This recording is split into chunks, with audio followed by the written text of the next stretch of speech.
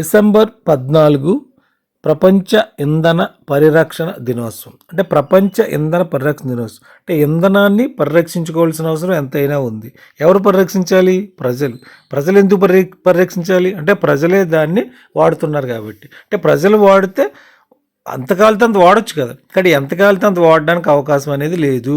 అంటే ఇంధనాలు ప్రకృతిలో మనకు లభ్యమవుతాయి, కానీ మనకన్నా ముందు చాలా తరాలు ఉపయోగించాయి. ఇప్పుడు మన తరం ఉపయోగిస్తున్నాము, మన తర్వాత తరాలు కూడా ఇంధనాన్ని ఉపయోగిస్తారు. ఎందుకంటే మన తర్వాత తరాలు కూడా ఇంధనం యొక్క అవసరం ఉంటుంది. అందుకే ఇంధనం అంటే ఏంటి? పెట్రోల్, డీజిల్, విద్యుత్, అవన్నీ ఇంధనాలే. కానీ వాటిని మనం భావితరాలకు అందించవలసిన అవసరం ఎంతైనా ఉంది. దీన్నే ఎకనామిక్స్లో సస్టైనబుల్ డెవలప్మెంట్ అంటారు, అంటే సంతులిత ఆర్థికాభివృద్ధి.